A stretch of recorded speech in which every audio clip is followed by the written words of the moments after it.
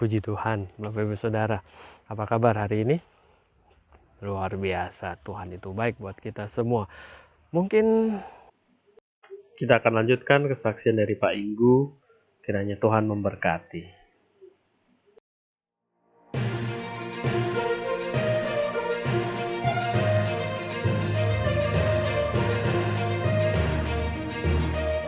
Saat itu Justin dan Yos. Justin ini mahasiswa dari Amerika. Terus Yos ini pemandu yang dipimpin oleh Caleb. Mereka datang di sini dan mengajak saya untuk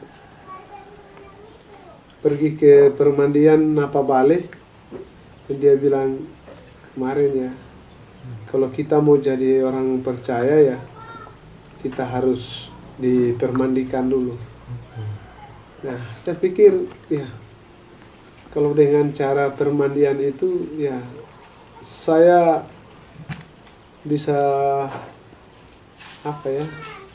saya bisa dianggap sebagai orang yang bisa terpelajar dalam kitab suci dan ya mengikuti firman-Nya, aturannya, ya kenapa tidak? Nah, di situ saya ikut dan sampai ke Napa Bale. Permandian tersebut saya dipermandikan bersama Pak Yos dan Pak Justin. Saat saya percaya untuk sekarang ini, kerinduan saya di dalam suku saya sangat ingin sekali mau menyampaikan kabar baik ini kepada mereka, entah itu lewat budaya mereka atau lewat segi kepercayaan mereka, yaitu agama mereka. Nah, yang saya tidak bisa lakukan kepada mereka itu, yang pertama, hal-hal budaya mereka yang begitu penuh dengan kalau kita bilang penuh dengan ambisi, seperti hal-hal kalau kita kehidupan ya. Jadi terkadang saya pergi, saya bawa panah ikan dengan alasan pergi memanah ikan dan memanggil satu orang saja untuk temani saya di perahu, dan di situ cukup untuk saya bisa menyampaikan kabar baik. Satu, jadi mungkin minggu depan lagi satu lagi, mungkin 7 hari satu lagi ya. Nah, dari situ mereka sudah mulai mendengar kabar baik, dan ada juga yang percaya dan ada juga yang tidak percaya. Dari awal sih saya, dalam kehidupan saya saat masih sendiri, masih jadi bujang, ketika saya selalu merenungi dan membaca kitab suci, itu ternyata di saat saya masih bujang, itu Roh Kudus sudah memanggil saya. Dengan apa, Pak? Ya, dengan penampakan. Ya. Terkadang saya dapat penampakan yang saya tidak tahu seperti apa ya. Sungguh sangat menakutkan dalam hidup saya, Pak. Ya. Dia datang, Roh Kudus dia datang ke dalam penampakan itu. Dia berupa seperti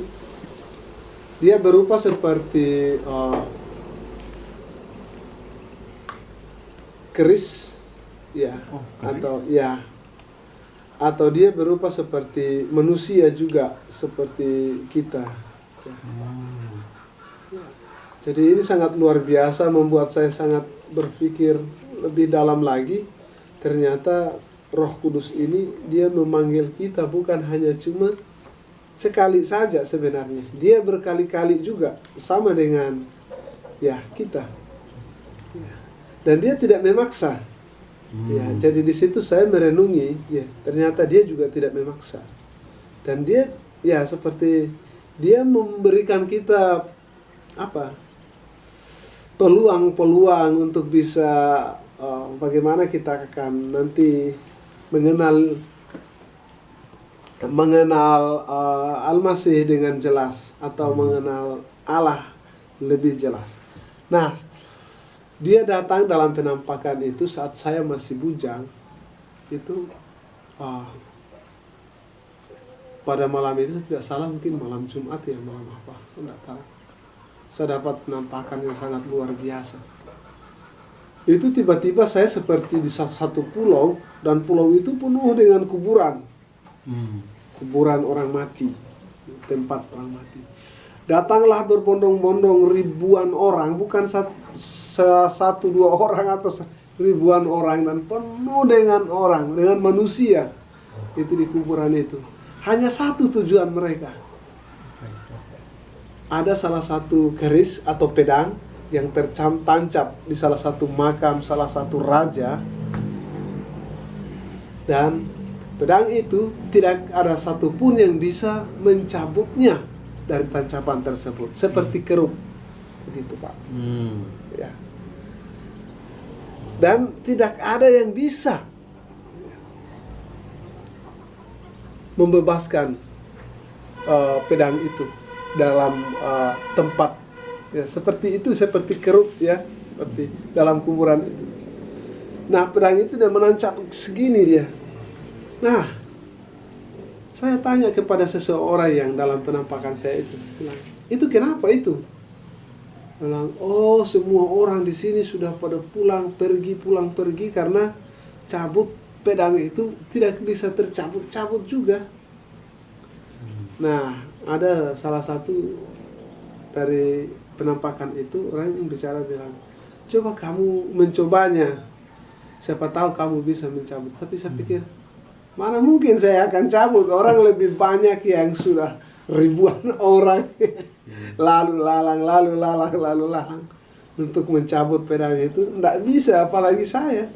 Tapi saya seperti terdorong juga, ya. Langkah baiknya saya kayak unik juga, atau tidak ada niat untuk mencabut gitu, enggak. Hanya cuma, ya, saya pikir ya unik sekali karena banyak orang yang kunjungi, tapi ya, aduh, sayangnya tidak ada yang bisa angkat. Nah, setiba saya ke tempat pedang yang tertancap itu, saya memegangnya seperti ini. Dan setelah saya megang-gagangnya dan saya angkat, itu terangkat. Nah, saya juga bingung bagaimana dia bilang orang paling susah sekali. Sampai ribuan manusia ini yang angkat tidak bisa, bagaimana bisa? Saya mengangkatnya dan ini tidak berat kok, seperti yang diceritakan yang ribuan orang itu, tidak berat, ya. Nah, sampai saya terbangun dalam mimpi. Nah, tangan seperti ini. Dipikir ya, pedang itu pasti ada di tangan saya. Kan kepikiran nggak mimpi, enggak, ya, nyata kan. Pegang begitu, pegang, enggak ada, hanya cuma Nah, tanyalah saya kepada salah satu ustadz juga. Dia ustadz bilang, rahasiakan hal itu. Kamu sangat membahayakan dirimu, maksudnya. Dia bilang, kenapa? Ya, kamu jangan melanggar, dia bilang, jangan melanggar sesuatu hal. Ya, saya juga bingung apa maksud dia. Karena sih saya masih muda juga, ya.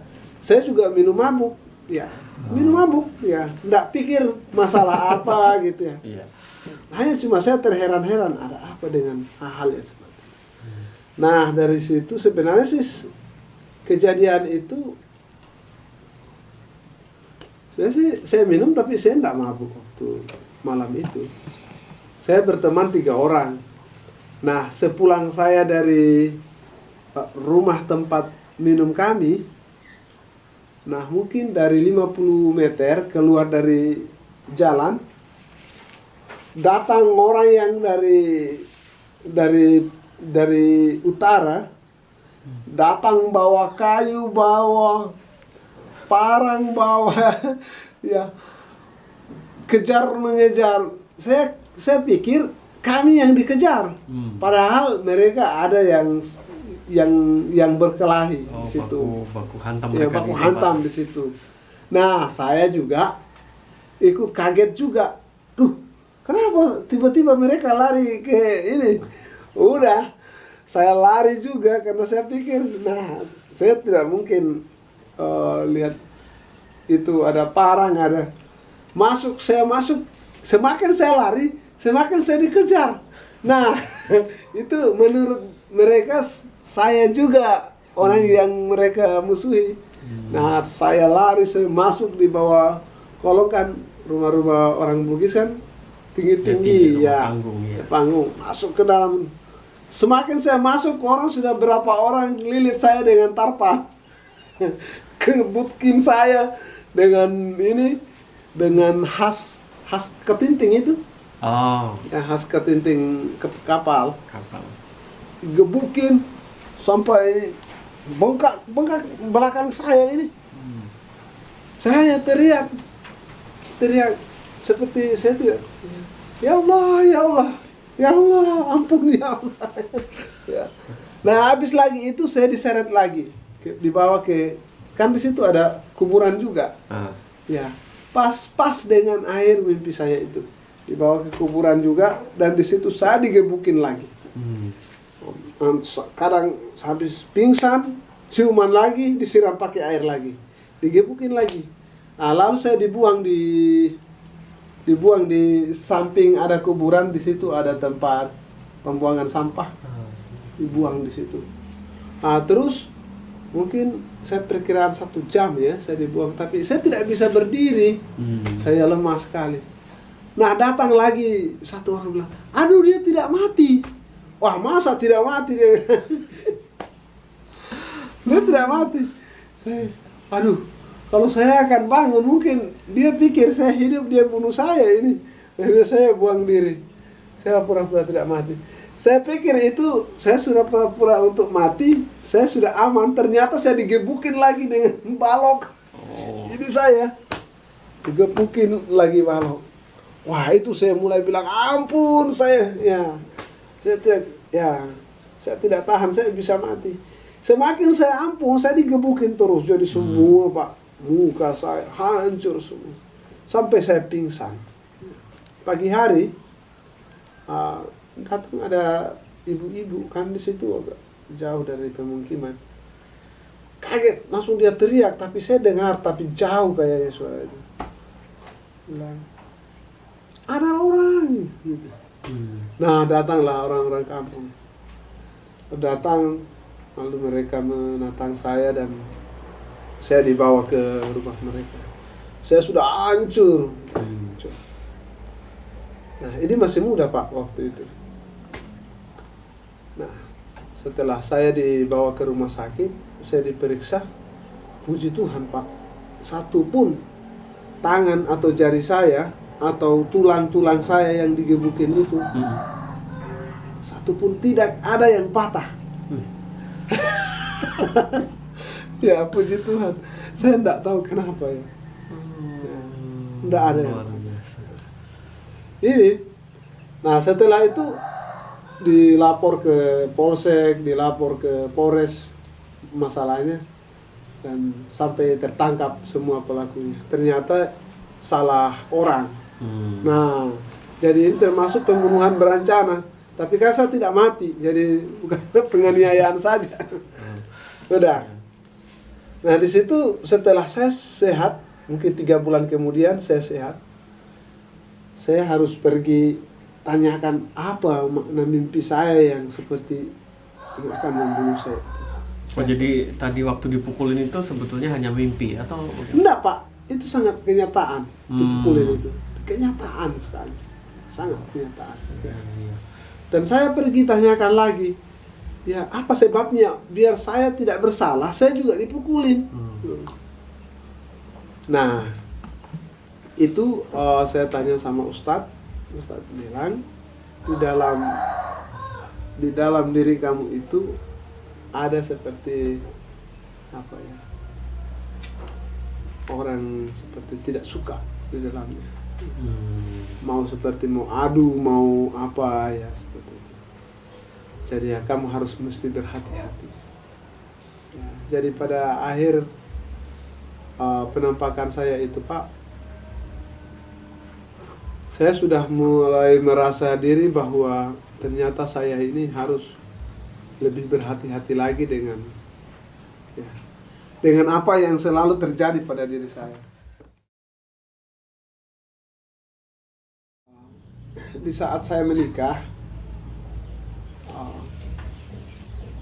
beberapa hari, yang membuat saya yakin dan percaya kepada Tuhan Yesus itu, saat saya menikah beberapa hari, malaikat itu yang dua dari atas langit turun ke bawah dan datang langsung membelah dada saya. Oh, yang pas Bapak mimpi itu. Iya, mimpi itu, dan mengorek isi yang dada saya yang warna hitam itu.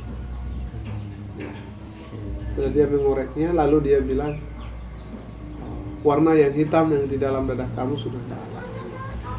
Lalu dia, jadi sekarang Bapak pingin membagikan kesaksian itu buat teman-teman di satu suku gitu ya? Iya, saya akan membagikan kesaksian itu di teman-teman di satu suku dan berbagai suku juga, dan sampai di belahan dunia manapun. Itu memang nyata, dan walaupun dihapus dengan apapun itu tidak akan terhapus karena dalam ingatan saya. Tetap dalam ingatan saya. Nah,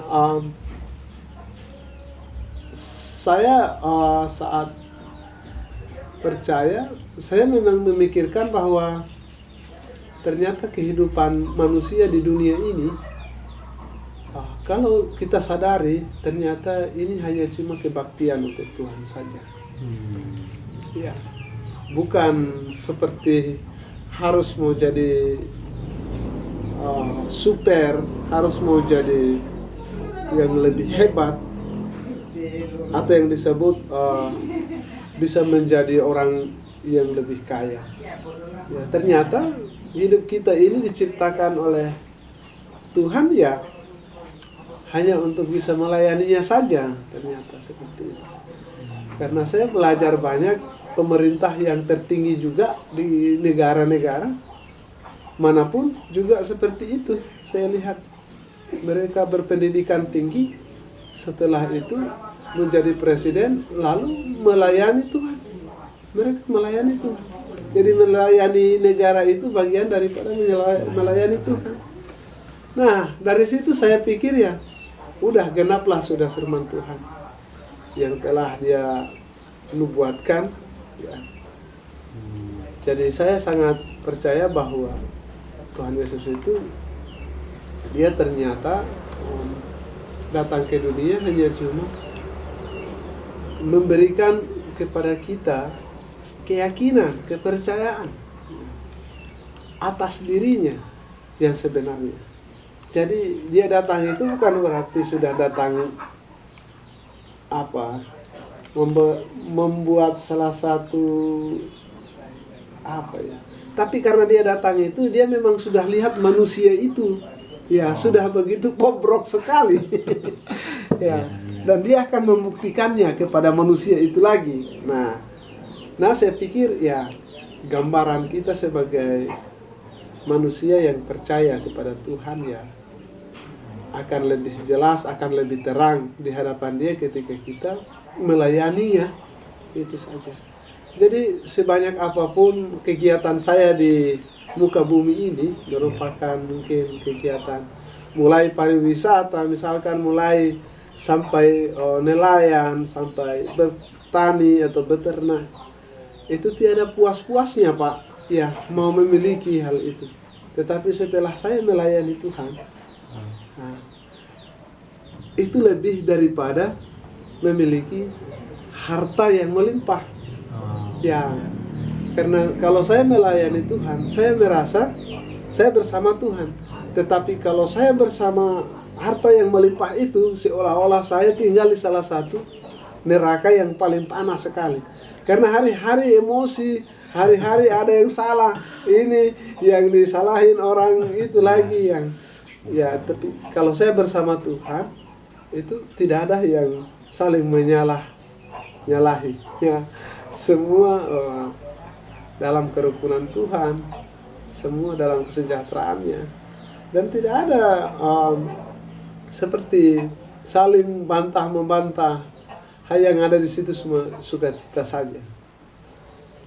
Ya, saya pikir Pak ya sangat luar biasa sekali ketika Tuhan datang dan memberikan saya salah satu gambaran agar saya bisa percaya kepada Dia, agar saya bisa berbakti kepada Dia, agar saya bisa bersyukur kepada Dia dan memujinya. Ya. Jadi ya dari saya, lalu anak dan istri saya juga ya sekarang mulai menyukuri apa yang Tuhan beri kepada kami, dan mereka juga ikut percaya dan memuji Tuhan ya, dalam bentuk nyanyian juga, dalam doa juga. Apa yang dilakukan orang percaya juga, kami tidak meninggalkan hal itu meskipun kami di tengah-tengah masyarakat Muslim. Jadi saya tidak pernah menyinggung perasaan pula mereka, bahkan kami melayani lebih daripada diri kami sendiri. Jadi kadang istri saya bilang begini, bingung juga saya Pak Ibu, kamu ini sebenarnya kalau kamu pergi melayani ya, sedikit saya cemburu. Kenapa? Ya, kalau kamu melihat orang yang ingin mendengar firman Tuhan ya, kamu sampai tidak ingat waktu, lupa dengan waktu untuk kami. Nah, kalau Pak Ibu seperti itu, saya bilang, saya jadi cemburu. Ya, bisakah kamu membagikan waktu itu untuk kami? Kenapa saya bilang harus ada seperti itu? Nah, saya kan pergi untuk melayani Tuhan. Waktu saya sudah kasih tahu. Ya, tetapi ketika kamu pergi melayani Tuhan dan menyampaikan kabar baik kepada mereka, begitu saya mendengar kesaksian kamu kepada mereka, seolah-olah ya, harta yang sangat sempurna buat saya itu seolah-olah engkau bagikan kepada orang lain. Nah ini terkadang saya sebagai manusia biasa sih, memang seperti pemeliharaan harta Tuhan juga yang memang terjadi seperti itu. Nah, ini saya sampaikan kepada istri saya. Nah, ini saya bilang, kalau kita mau bicara mengenai hati ke hati tentang bagaimana melayani Tuhan, kan kita ini kan milik Tuhan.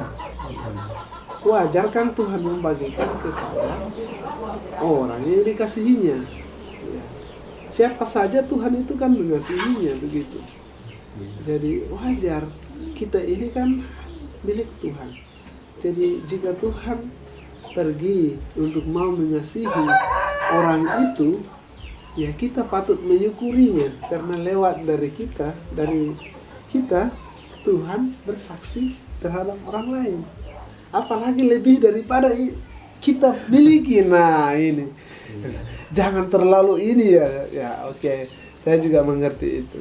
Nah itulah Pak, lagi kami juga sekarang juga berdoa dan mau mulai untuk membagi waktu kami, mana waktu kami untuk mengabarkan kabar baik, dan mana waktu kami untuk pribadi ya.